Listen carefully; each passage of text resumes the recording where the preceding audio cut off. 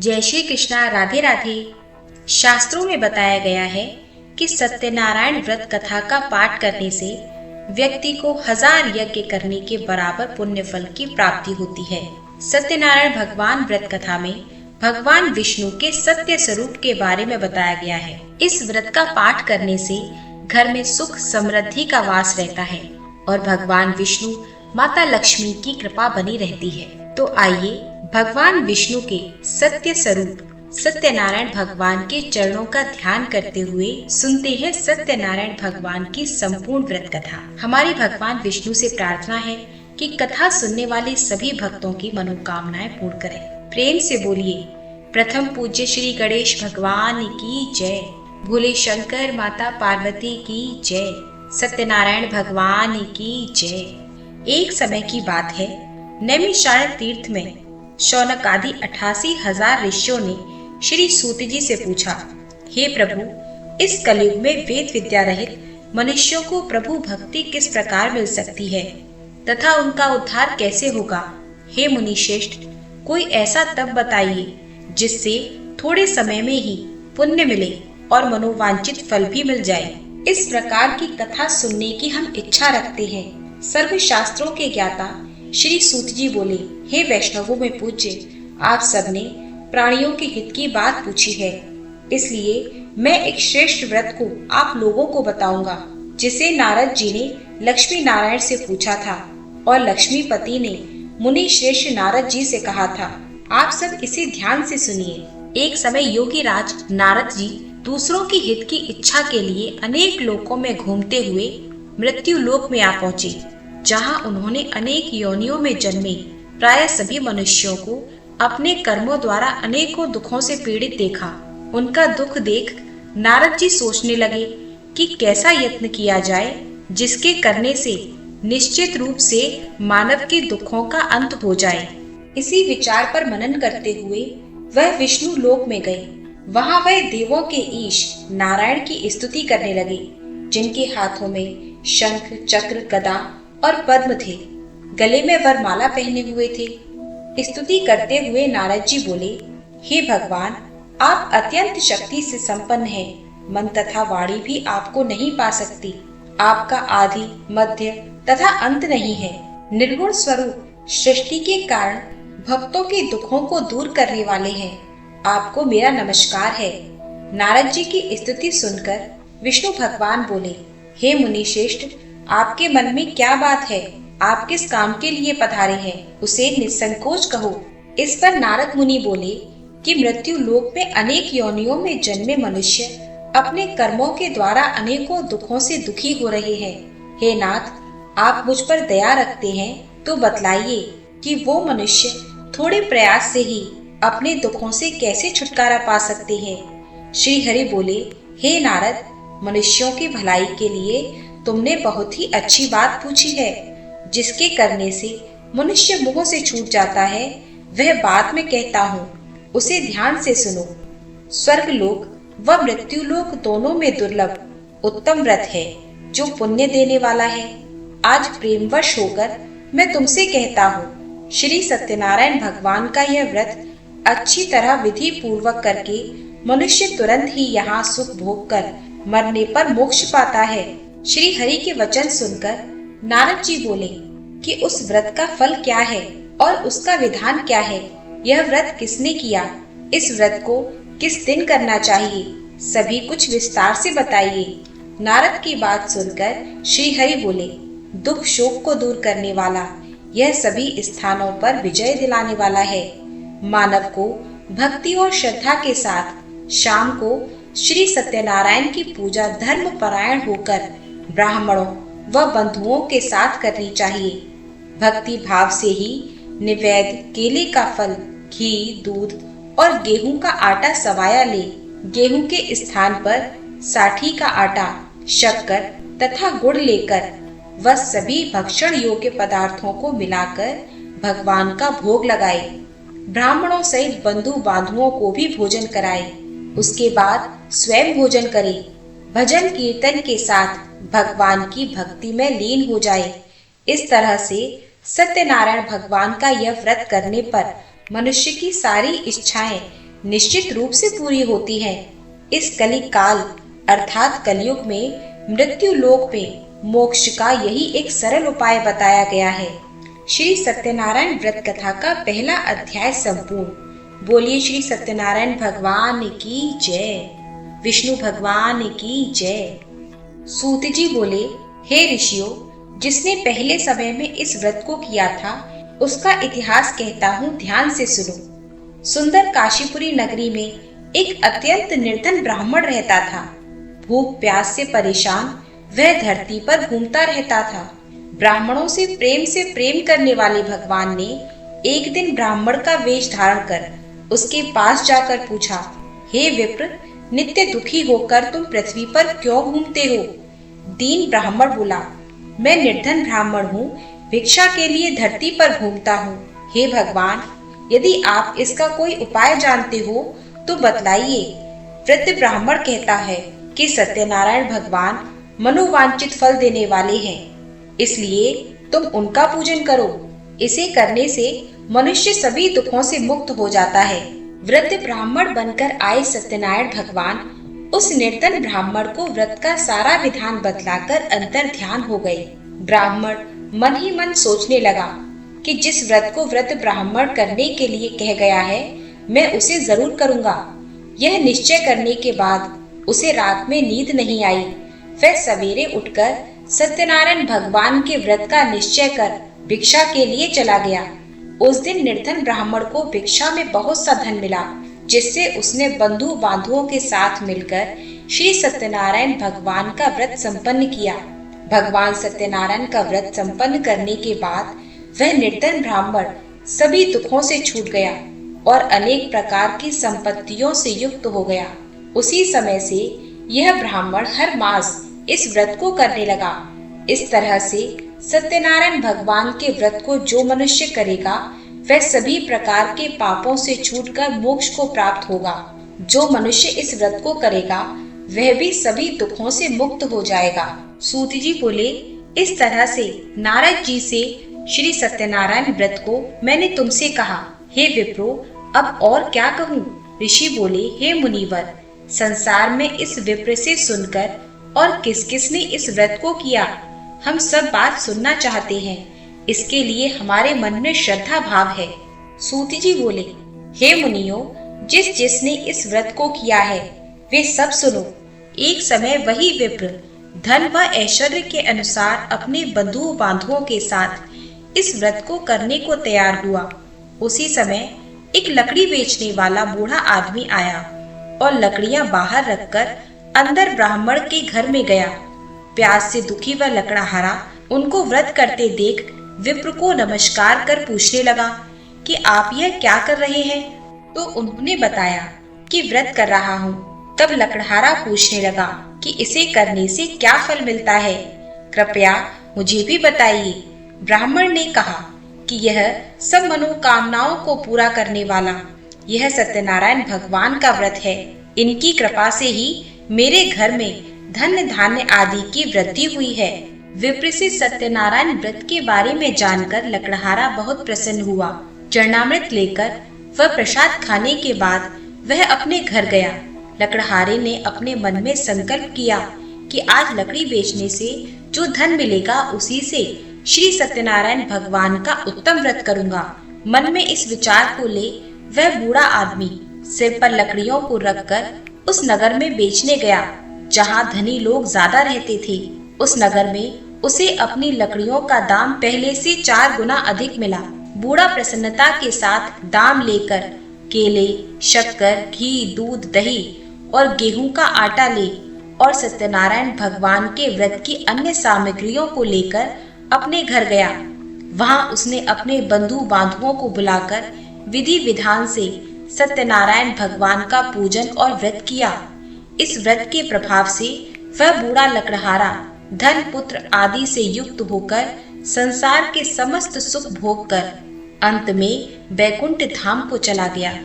श्री सत्यनारायण व्रत कथा का दूसरा अध्याय संपूर्ण।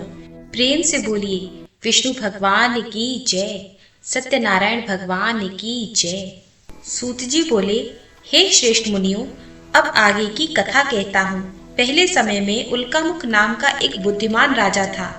वह सत्यवक्ता और जितेंद्रिय था। प्रतिदिन देव स्थानों पर जाता और निर्धनों को धन देकर उनके कष्ट दूर करता था। उसकी पत्नी कमल के समान मुख वाली तथा सती साध्वी थी। भद्रशिला नदी के तट पर उन दोनों ने श्री सत्यनारायण भगवान का व्रत किया। उसी समय साधु नाम का एक वैश्य आया। उसके पास व्यापार के लिए बहुत सा धन भी था। राजा को व्रत करते देखकर वह विनय के साथ पूछने लगा, हे राजन, भक्ति भाव से पूर्ण होकर आप यह क्या कर रहे हैं? मैं सुनने की इच्छा रखता हूँ, तो आप मुझे बताइए। राजा बोला, हे साधु, अपने बंधु बांधुओं के साथ पुत्र की प्राप्ति के लिए एक महान शक्तिमान श्री सत्यनारायण भगवान का पूजन कर रहा हूँ। राजा के वचन सुनकर साधु आदर से बोला, हे राजन, मुझे भी इस व्रत का सारा विधान कहिए। आपके कथन अनुसार मैं भी इस व्रत को करूँगा। मेरे भी संतान नहीं है और इस व्रत को करने से निश्चित रूप से मुझे संतान की प्राप्ति होगी। राजा से व्रत का सारा विधान सुनकर व्यापार से निवृत्त हो वह अपने घर गया। साधु ने अपनी पत्नी को संतान देने वाले इस व्रत का वर्णन कह सुनाया और कहा कि जब मेरी संतान होगी तब मैं इस व्रत को करूंगा। साधु ने इस तरह के वचन अपनी पत्नी लीलावती से कहे। एक दिन लीलावती पति के साथ आनंदित हो सांसारिक धर्म में प्रवृत्त होकर सत्यनारायण भगवान की कृपा से गर्भवती हो गई। 10वें महीने में उसके गर्भ से एक सुंदर कन्या ने जन्म लिया। दिनों दिन वह कन्या ऐसे बढ़ने लगी जैसे शुक्ल पक्ष का चंद्रमा बढ़ता है। माता पिता ने अपनी कन्या का नाम कलावती रखा। एक दिन लीलावती ने मीठे शब्दों में अपने पति को याद दिलाया कि आपने सत्यनारायण भगवान के जिस व्रत को करने का संकल्प लिया था उसे करने का समय आ गया है। आप इस व्रत को करिए। साधु बोला, हे प्रिय, इस व्रत को मैं उसके विवाह पर करूंगा। इस प्रकार अपनी पत्नी को आश्वासन देकर वह नगर को चला गया। कलावती पिता के घर में रहकर वृद्धि को प्राप्त हो गई। साधु ने एक बार नगर में अपनी कन्या को सखियों के साथ देखा तो तुरंत ही दूत को बुलाया और कहा कि मेरी कन्या के योग्य वर देख कर लाओ। साधु की बात सुनकर दूत कंचन नगर में पहुंचा और वहां देखभाल कर लड़की के लिए सुयोग्य बड़े पुत्र को ले आया। सुयोग्य लड़के को देखकर साधु ने बंधु बांधुओं को बुलाकर अपनी पुत्री का विवाह कर दिया। लेकिन दुर्भाग्य की बात ये कि साधु ने अभी भी श्री सत्यनारायण भगवान का व्रत नहीं किया। इस पर श्री भगवान क्रोधित हो गए और श्राप दिया कि साधु को अत्यंत दुख मिले। अपने कार्य में कुशल साधु बनिया जमाई को लेकर समुद्र के पास स्थित रत्नपुर नगर में गया। वहां जाकर दामाद ससुर दोनों मिलकर चंद्रकेतु राजा के नगर में व्यापार करने लगे। एक दिन भगवान सत्यनारायण की माया से एक चोर राजा का धन चुराकर भागा जा रहा था। उसने राजा के सिपाहियों को अपना पीछा करते देखा तो चुराया हुआ धन वहां रख दिया जहां साधु अपने जमाई के साथ ठहरा हुआ था। राजा के सिपाहियों ने साधु वैश्य के पास राजा का धन पड़ा देखा तो वह ससुर जमाई दोनों को बांधकर प्रसन्नता के साथ राजा के पास ले गए और कहा कि उन दोनों चोरों को हम पकड़ लाए हैं, आप आगे की कार्यवाही की आज्ञा दें। राजा की आज्ञा से उन दोनों को कठिन कारावास में डाल दिया गया और उनका सारा धन भी छीन लिया गया। श्री सत्यनारायण भगवान के शाप से साधु की पत्नी भी बहुत दुखी हुई। घर में जो धन रखा था उसे चोर चुरा ले गए। शारीरिक तथा मानसिक पीड़ा व भूख प्यास से अति दुखी हो अन्न की चिंता में कलावती एक ब्राह्मण के घर गई। वहां उसने श्री सत्यनारायण भगवान का व्रत होते देखा। फिर कथा भी सुनी। वह प्रसाद ग्रहण कर वह रात को घर वापस आई। माता ने कलावती से पूछा, हे पुत्री, अब तक तुम कहाँ थी? तेरे मन में क्या है? कलावती ने अपनी माता से कहा, हे माता, मैंने एक ब्राह्मण के घर में श्री सत्यनारायण भगवान का व्रत देखा है। कन्या के वचन सुनकर लीलावती भगवान के पूजन की तैयारी करने लगी। लीलावती ने परिवार व बंधुओं सहित श्री सत्यनारायण भगवान का पूजन किया और उनसे वर मांगा कि मेरे पति तथा दामाद शीघ्र घर आ जाए। साथ ही यह प्रार्थना भी की कि हम सबका अपराध क्षमा करें। श्री सत्यनारायण भगवान इस व्रत से संतुष्ट हो गए और राजा चंद्रकेतु को सपने में दर्शन देकर कहा, हे राजन, तुम उन दोनों वैश्यों को छोड़ दो और तुमने उनका जो धन लिया है उसे वापस कर दो। अगर ऐसा नहीं किया तो मैं तुम्हारा धन, राज्य व संतान सभी को नष्ट कर दूंगा। भगवान राजा को यह सब बात कहकर अंतर ध्यान हो गए। प्रातःकाल राजा ने अपना सपना सुनाया, फिर बोला कि बड़े पुत्रों को कैद से मुक्त कर सभा में लाओ। दोनों ने आते ही राजा को प्रणाम किया। राजा मीठी वाणी में बोला, हे महानुभावों, भाग्यवश ऐसा कठिन दुख तुम्हें प्राप्त हुआ है, लेकिन अब तुम्हें कोई भय नहीं। ऐसा कहकर राजा ने उन दोनों को नए वस्त्र आभूषण भी पहनाए और जितना धन उनका लिया था उससे दुगना धन वापस कर दिया। दोनों वैश्य अपने घर को चल दिए। श्री सत्यनारायण व्रत कथा का तीसरा अध्याय संपूर्ण। प्रेम से बोलिए श्री सत्यनारायण भगवान की जय, विष्णु भगवान की जय। सूत जी बोले, वैश्य ने मंगलाचार कर अपनी यात्रा आरंभ की और अपने नगर की ओर चल दिया। उसके थोड़ी दूर जाने पर दंडी वेशधारी श्री सत्यनारायण ने उससे पूछा, हे साधु, तेरी नाव में क्या है? अभिमानी बड़े हंसता हुआ बोला, हे दंडी, आप क्यों पूछते हो? क्या धन लेने की इच्छा है? मेरी नाव में तो बेल और पत्ते भरे हुए हैं। वैश्य के कठोर वचन सुनकर भगवान बोले, तुम्हारा वचन सत्य हो। दंडी ऐसे वचन कहकर वहां से दूर चले गए। कुछ दूर जाकर समुद्र के किनारे बैठ गए। दंडी के जाने के बाद साधु ने नृत्य क्रिया के पश्चात नाव को ऊंची उठा देखकर अचंभा माना और नाव में बेल पत्ते आदि देखकर वह मूर्छित हो जमीन पर गिर पड़ा। मूर्छा खुलने पर वह अत्यंत शोक में डूब गया। तब उसका दामाद बोला कि आप शोक न मनाएं, यह दंडी का श्राप है, इसलिए हमें उनकी शरण में जाना चाहिए, तभी हमारी मनोकामना पूरी होगी। दामाद की बात सुनकर वह दंडी के पास पहुंचा और अत्यंत भक्ति भाव से नमस्कार करके बोला, मैंने आपसे जो असत्य वचन कहे थे उनके लिए मुझे क्षमा दें। ऐसा कहकर महान शोकातुर को रोने लगा। तब दंडी भगवान बोले, हे बड़े पुत्र, मेरी आज्ञा से बार बार तुम्हें दुख प्राप्त हुआ है। तू मेरी पूजा से विमुख हुआ। साधु बोला, हे भगवान, आपकी माया से ब्रह्म आदि देवता भी आपके रूप को नहीं जान सकते, तो मैं अज्ञानी कैसे जान सकता हूँ? आप प्रसन्न होइए। अब मैं सामर्थ्य के अनुसार आपकी पूजा करूंगा। मेरी रक्षा करो और पहले के समान नौका में धन भर दो। साधु वैश्य के भक्ति पूर्वक वचन सुनकर भगवान प्रसन्न हो गए और उसकी इच्छा अनुसार वरदान देकर अंतर ध्यान हो गए।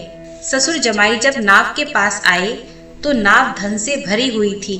फिर वहीं अपने अन्य साथियों के साथ सत्यनारायण भगवान का पूजन कर अपने नगर को चल दिए।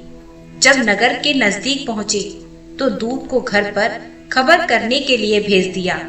दूत साधु की पत्नी को प्रणाम कर कहता है कि मालिक अपने दामाद सहित नगर के निकट आ गए हैं। दूत की बात सुनकर साधु की पत्नी लीलावती ने बड़े हर्ष के साथ सत्यनारायण भगवान का पूजन कर अपनी पुत्री कलावती से कहा कि मैं अपने पति के दर्शन को जाती हूँ, तू कार्य पूर्ण कर शीघ्र आ जाना। माता के ऐसे वचन सुनकर कलावती जल्दी में प्रसाद छोड़कर अपने पति के पास पहुंच गई। प्रसाद की अवज्ञा के कारण श्री सत्यनारायण भगवान रुष्ट हो गए और नाव सहित उसके पति को पानी में डुबो दिया। कलावती अपने पति को वहां ना पाकर रोती हुई जमीन पर गिर गई। नौका को डूबा हुआ देख वह कन्या को रोता हुआ देख साधु दुखी होकर बोला कि हे प्रभु, मुझसे तथा मेरे परिवार से जो भूल हुई है उसे आप क्षमा करें। साधु के दीन वचन सुनकर श्री सत्यनारायण भगवान प्रसन्न हो गए और आकाशवाणी हुई, हे साधु, तेरी कन्या मेरे प्रसाद को छोड़कर आई है, इसलिए उसका पति अदृश्य हो गया है। यदि वह घर जाकर प्रसाद खाकर लौटती है तो इसे इसका पति अवश्य मिलेगा। ऐसी आकाशवाणी सुनकर कलावती घर पहुंचकर प्रसाद खाती है और फिर आकर अपने पति के दर्शन करती है। उसके बाद साधु अपने बंधु बांधवों सहित श्री सत्यनारायण भगवान का विधि विधान से पूजन करता है। इस लोक का सुख भोग कर अंत में स्वर्ग लोक जाता है। श्री सत्यनारायण व्रत कथा का चौथा अध्याय संपूर्ण। प्रेम से बोलिए सत्यनारायण भगवान की जय, विष्णु भगवान की जय। सूत जी आगे कहते हैं, हे ऋषियों, मैं और भी एक कथा सुनाता हूँ, उसे भी ध्यान पूर्वक सुनो। प्रजा पालन में लीन तुंगध्वज नाम का एक राजा था। उसने भी भगवान का प्रसाद त्याग कर बहुत दुख सहन किया। एक बार वन में जाकर वन्य पशुओं को मारकर वह बड़ के पेड़ के नीचे आ गया। वहां उसने ग्वालों को भक्ति भाव से अपने बंधुओं सहित सत्यनारायण भगवान का पूजन करते देखा। अभिमानवश राजा उन्हें देखकर भी पूजा स्थान पर नहीं गया और ना ही उसने भगवान को नमस्कार किया। और जब ग्वालों ने राजा को प्रसाद दिया तो राजा ने वह प्रसाद नहीं खाया और प्रसाद को वहीं छोड़कर वह अपने नगर को चला गया। जब वह अपने नगर पहुंचा तो उसने वहां सब कुछ तहस नहस हुआ पाया तो वह शीघ्र ही समझ गया कि यह सब भगवान ने ही किया है। वह दोबारा ग्वालों के पास पहुंचा और विधि पूर्वक पूजा करके प्रसाद खाया तो श्री सत्यनारायण भगवान की कृपा से सब कुछ पहले जैसा हो गया। फिर दीर्घ काल तक सुख भोग कर मरने पर मोक्ष को प्राप्त हुआ। जो मनुष्य परम दुर्लभ इस व्रत को करेगा तो भगवान सत्यनारायण की अनुकंपा से उसे धन्य धान्य की प्राप्ति होगी। निर्धन धनी हो जाता है और भय मुक्त जीवन जीता है। संतानहीन मनुष्य को संतान सुख मिलता है और सारे मनोरथ पूर्ण होने पर मानव अंत काल में वैकुंठ धाम को जाता है। सूत जी बोले, जिन्होंने पहले इस व्रत को किया है अब उनके दूसरे जन्म की कथा कहता हूँ।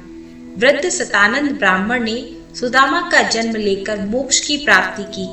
लकड़हारे ने अगले जन्म में निषाद बनकर मोक्ष को प्राप्त किया। उल्कामुख नाम का राजा दशरथ होकर वैकुंठ को गए। साधु नाम के वैश्य ने मोरध्वज बनकर अपने पुत्र को आरे से चीरकर मोक्ष को पाया। महाराज तुंगध्वज ने स्वयंभू होकर भगवान में भक्ति युक्त कर्म कर मोक्ष को पाया। श्री सत्यनारायण व्रत कथा का 5वां अध्याय संपूर्ण। प्रेम से बोलिए सत्यनारायण भगवान की जय, विष्णु भगवान की जय।